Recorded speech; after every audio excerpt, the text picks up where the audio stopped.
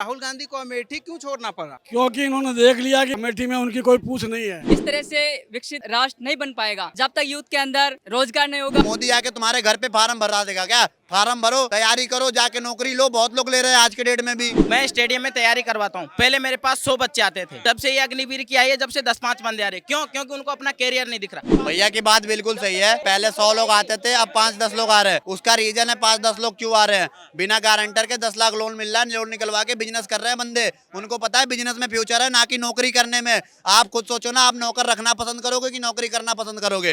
कांग्रेस ने यही लोगों के दिमाग में डाल रखा है कि नौकरी नौकरी नौकरी नौकरी नौकरी। इनके पास इतनी हिम्मत नहीं है, इतनी कॉन्फिडेंस नहीं है कि मैं वहां से चुनाव जीत जाऊंगा, वहां से छोड़ के रायबरेली आ गए।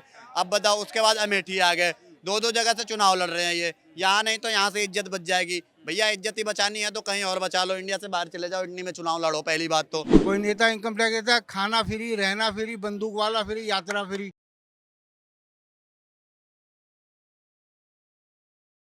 नमस्कार, ओ न्यूज हिंदी देख रहे हैं आप। मैं हूं आपके साथ अभिषेक कुमार।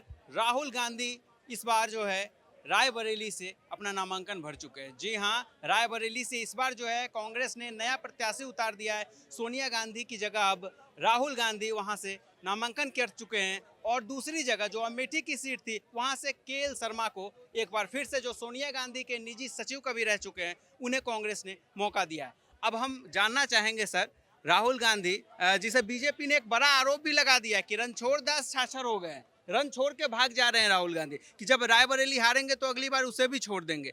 आखिर राहुल गांधी को अमेठी क्यों छोड़ना पड़ा? क्योंकि इन्होंने देख लिया कि अमेठी में उनकी कोई पूछ नहीं है, कहीं पर भी जीत नहीं हो रही है, तो अब रायबरेली जा रहे हैं और वहां से भी इनकी हार ही होनी है। देख लेना, अभी पूरे देश में मोदी छाए हुए हैं। मोदी का कोई विकल्प नहीं है। मोदी जो है पूरे देश को कहाँ से कहाँ ले गए, ये सबको पता है। और रायबरेली में जो है राहुल गांधी के सामने जो प्रत्याशी है भाजपा के, दिनेश प्रताप सिंह है। पिछली बार वो सोनिया गांधी के खिलाफ लड़े थे, हालांकि चुनाव हार गए थे, लेकिन इस बार ऐसा माना जा रहा है कि जमीनी हकीकत कुछ और है और इसीलिए सोनिया गांधी वहां से खड़ी नहीं हुई है। दिनेश प्रताप सिंह जी नहीं जीतेंगे, जीतेंगे मोदी जी। वोट सब मोदी के नाम से मिल रहा है, ना तो दिनेश प्रताप सिंह के नाम से मिलता है, ना कोई और सांसद के नाम से। कई ऐसे वीडियो आए हैं जिसमें राहुल गांधी क्या कह रहा है उसको खुद को ही पता नहीं है। जो मुंह से आया बोलता जा रहा है। आम जनता जान गई है कि इसको बोलने का ढंग ही नहीं है। और अभी मैंने आज ही एक वीडियो देखा जिसमें वो कह रहा है कि बनिया और व्यापारी वर्ग चोर है। सब लोगों को मालूम है कि जो व्यापारी वर्ग है, बनिया वर्ग है, वो उनका कितना योगदान है हमारे देश में। खाली किसानों को खुश करने के लिए बोल दिया बनिया चोर है और व्यापारी वर्ग चोर है, इनकी आदत ही चोरी की है। तो अब बताओ, ऐसे बोलेगा तो व्यापारी वर्ग उनको वोट देगा? रायबरेली में क्या लग रहा है राहुल गांधी का, क्या कुछ चांस राहुल गांधी की हार निश्चित है, चाहे रायबरेली से हो, चाहे अमेठी जाए, कहीं भी जाए। क्योंकि में स्मृति ईरानी के सामने आता है, जिसको बोलना नहीं आता उसको जिता के क्या करेंगे? सांसद बन करके और संसद के अंदर में आंख मारता है। ऐसे नेता का आप खुद ही सोच लो कि क्या करना चाहिए। अमेठी में स्मृति ईरानी के सामने के.एल. शर्मा होंगे। किशोरी लाल शर्मा सोनिया गांधी के सचिव रहे हैं, उन्हें उतारना। प्रियंका गांधी क्यों नहीं है, या कोई गांधी परिवार से और चेहरा क्यों नहीं आया अमेठी से? इसलिए नहीं आ रहा है कि उनको अपनी हार निश्चित दिखाई दे रही है। ये अपना जो है किसी और के कंधे पे रख करके और बंदूक चला रहे हैं और खुद अपना जान चुके हैं कि उनकी क्या है। राहुल गांधी ने कितनी वो यात्राएं करी और करी, क्या रिजल्ट रहा? हर बार उसकी हार ही हार रही। जिधर देखो उधर मोदी मोदी मोदी। सब मोदी को क्यों ला रहे हैं? क्योंकि मोदी ने कितना विकास किया है। भारत की जो छवि आज है और जो आज से 10 साल पहले थी, रात दिन का अंतर हो गया है। राजस्थान में से 25 सीट में से 23 सीट निश्चित है। सिर्फ 2 सीट है, एक रविंद्र भाटी निर्दलीय है और एक और है। अच्छा, निर्दलीय भाटी जी जीत रहे हैं, बहुत हवा भी थी उनका। उनकी इसलिए जीत है कि वो जमीनी नेता है, वो काम करने वाले नेता हैं। बाकी कांग्रेस का वहाँ पता साफ है। कांग्रेस का राजस्थान में पता भैया साफ है। कहाँ? मैं राजस्थान से हूँ और मैं राजनीति के बारे में ज़्यादा कुछ नहीं कहूँ। मैं जो यूथ के साथ अन्याय हो रहा है, रोजगार छिन रहा है, उसके बारे में कहूँगा। चाहे किसी भी पार्टी की सरकार बने, पर जिस प्रकार से चाहे राज्य की हो चाहे केंद्र की सरकार हो, इन्होंने प्राइवेट सेक्टर में सारी चीज़ें कर दी है। हर विभाग में जहाँ गवर्नमेंट एम्प्लॉय को 20-25 हज़ार रुपये देना पड़ते थे, वो 8,000 में 9,000 में लोग काम कर रहा है। तो इनका ये सब चल रहा है। और फिर वो क्या करते हैं, 2-3 साल लेकर उनको उठा देते हैं, क्योंकि अगर ज़्यादा साल वो रहें तो वो स्थायी की मांग करने लग जाए सारी चीज़ें। तो इस प्रकार से पूरे देश में आज यूथ भटक रहा है, बेरोजगार है। और बेरोजगारी पर बात नहीं करती है, रोजगार पर बात नहीं करती है, चाहे किसी भी पार्टी हो, जात पात पर, धर्म पर, इन चीजों पर बांट रही है। और इस तरह से देश में राजनीति कर रही है पार्टियां कि देश विकसित की बात करती है, पर परिकल्पना है उन लोगों की। इस तरह से विकसित राष्ट्र नहीं बन पाएगा जब तक यूथ के अंदर रोजगार नहीं होगा। उनको आप रोजगार की बात करें, कहाँ से है राजस्थान में? मैं राजस्थान से, और मैं कहना चाहूंगा हम जगह लोकसभा कौन सा है? दौसा लोकसभा क्षेत्र से हूँ। लोकसभा से आपने वोटिंग किया है? मैंने वोटिंग भी किया है, दिखा दीजिए एक बार कैमरे। वोटिंग की है, और मैं एक गवर्नमेंट विभाग में काम किया 3 साल, और आज हम लोगों को हटा दिया गया है। 13,000 पूरे देश में है जो यूथ के लिए कार्य करता है। जिस प्रकार से सरकार ने हमको काम में लिया, रात दिन हम मेहनत की, ब्लॉक लेवल पर जो नेहरू एक केंद्र संगठन है यूथ अवेयर्स में काम करता है, तो उसमें आज हमारे 13,000 यूथ बेरोजगार होने के कगार पर है। बिना हमारे किसी ऑर्डर के, लेटर के हमको उठाया गया, मैसेज भी नहीं किया है, और इस महीने की हमारी सैलरी मानदेय भी नहीं आने वाला है। और उसी के लिए हम आज दिल्ली में आए हैं। हमारे विभाग के जो डीजी सर है उनको भी हमने लेटर भी दिया है। किस आधार पे आपने वोट किया? आपने वोट तो कर दिया, किस आधार पे? रोजगार के आधार पे किया है, और मैंने वोट किसी भी पार्टी को दिया है, मैंने दे दिया है। मैं किसी भी पार्टी के पक्ष में नहीं हूँ, उसी के पक्ष में हूँ जो रोजगार दे, चाहे किसी भी पार्टी की सरकार बने। हमारी यही रहेगी कि यूथ को रोजगार मिलना चाहिए। देखिए अंकल जी, रोजगार की बात कर रहा है ये युवा, दौसा से है, वोटिंग इन्होंने कर दिया है, वोट गिरा दिया है, लेकिन रोजगार को लेकर थोड़ा सा ये चिंतित दिखाई दे रहा सरकार अगर कुछ करके दिखाए तो जाने। 400 के पार आएंगे ठीक है। ये जो इनकम टैक्स नेताओं पे लगवाएं तो जाने। कोई नेता इनकम टैक्स देता है? कोई नेता इनकम टैक्स देता है? खाना फ्री, रहना फ्री, बंदूक वाला फ्री, यात्रा फ्री। है। कहाँ के रहने वाले? दिल्ली के रहने वाले, हिंदुस्तान के, पहले हिंदुस्तान के फिर दिल्ली के। बहुत अच्छा बात कहा आपने, हिंदुस्तान के पहले फिर दिल्ली के। कुछ करके दिखाए मोदी जी तो जाने, समझे भाई जी। बहुत कुछ अच्छा, आज राहुल गांधी ने नामांकन किया है रायबरेली से, क्या लग रहा है? बीजेपी आरोप लगा रही है रणछोड़ दास हो गए हैं, जहां हारते हैं रन छोड़ के भाग जा रहे हैं। चाहे राहुल जी आए चाहे मोदी जी आए, करके दिखाएं तो जाने। इनकम टैक्स लगवाएं सारे नेताओं पे। अगर 1000 नेता हैं तो कितना देश का फायदा होगा। एक लिमिट रख ले 25,000 30,000 की, इससे ऊपर सबकी इनकम हो तो ठीक है। उसके बाद जब आते हैं तो भूखे नंगे होते हैं और 5 साल बाद करोड़पति बन जाते हैं। उसके बाद सुनो, वो कौन सा बिजनेस है? हम भी सब करेंगे। जवाब दीजिए। देखिए, रोजगार उसी हिसाब से मिलता है जिस हिसाब से काम होता है। बाकी मेहनत जो करता है ना, वो कभी भूखा नहीं रहता है। कह रहे हैं कि बेरोजगार बेरोजगार, वो इसलिए बेरोजगार की सरकारी नौकरी चाहते हैं। अरे सरकारी नौकरी के पीछे क्यों पड़े हो? अपना काम करो, खुद मालिक बनो, क्यों रोजगार के चाहते हो? सवाल उठाते करते बहुत अच्छी बात है, आप सवाल करिए, सरकार से नहीं करेंगे तो किससे करेंगे? आप सवाल बेशक करिए, लेकिन जब जवाब सुनने की बारी आती है तो भाग मत जाइए, प्लीज जवाब सुनकर जाइए। आप दीजिए जवाब। मैं भाई से कहना चाहता हूँ, भाई आप रोजगार कह रहे थे, कितने पढ़े लिखे हो आप?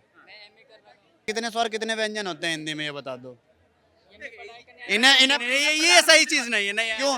कक्षा 2, अरे यार आप बीए कर चुके हो, आपको रोजगार चाहिए, आपको इतना पता है हिंदी बड़वाला में कितने स्वर कितने व्यंजन होते हैं? आपको क्या प्रधानमंत्री बना दे ले जाके? आप पहले अच्छे से पढ़ाई करो तब तो बनेगा। ऐसे लोग लायक नहीं होते। पहले क्वालिफिकेशन के आधार पे रोजगार की आप बात क्वालिफिकेशन नहीं, नॉलेज के आधार पे। क्वालिफिकेशन तो पैसे लेके मिलते हैं। अब सुनो, नॉलेज के बेस पे, वही मैं कह रहा हूँ ना, ऐसे लोग पहले बात तो लायक नहीं होते, पढ़े लिखे ध्यान नहीं देते। उसके बाद कहते हैं ये नहीं मिल रहा भाई, एसएससी जीडी एससी पता नहीं कितने कितने वो निकल गए। मोदी आके तुम्हारे घर पे फार्म भरा देगा क्या? फार्म भरो, तैयारी करो, जाके नौकरी लो। बहुत लोग ले रहे हैं आज के डेट में भी। यानी आपका साफ कहना है नॉलेज है तो रोजगार मिल रहा है। तो रोजगार है। अब आप झूठी डिग्री लेके बैठोगे और ऐसे वैकेंसी नहीं आ रही, वैकेंसी नहीं आ रही। आई नहीं थी। एसएससी जीडी की आई थी, एसएससी सीजीएल की आई थी, किस किस की आई थी बताओ? भैया जवाब देना चाहूँ। भैया मान लीजिए मेरा सपना आर्मी में है, मैं एसएससी में जाके क्या करूंगा? नहीं आप बताइए। अग्निवीर की आई नहीं थी? नहीं, अग्निवीर 4 साल बाद में फिर निकाल दिए जाओगे? हाँ नहीं, 4 साल बाद में आपको लात दे के निकाल दिया जाएगा। इसी को कहते हैं आधा अधूरी जानकारी। अरे आपको उसके बाद फिर वो होगा, अगर आप उस पर लायक रहोगे तो आप आर्मी में। ऐसा नहीं है कि सबको छाट देंगे, ये चीज नहीं है कि सबको छाट देंगे। कैसी बातें कर रहे हो यार, पहले आपको काबिल बनाओ। अब सबसे पहली बात अग्निवीर के फायदे बता दूं। अग्निवीर के फायदे क्या है? उससे सबसे बड़ी पहला फायदा देश का, ज्यादा से ज्यादा लोग आर्मी के लिए ट्रेंड रहेंगे, जो कि मतलब कभी भी मान लो लड़ाई वगैरह होता है तो उसको हम यूज में ले सकते हैं उस जनता को। दूसरा फायदा, 4 साल नौकरी के बाद आपको टोटल 34 लाख रुपए मिल रहे हैं।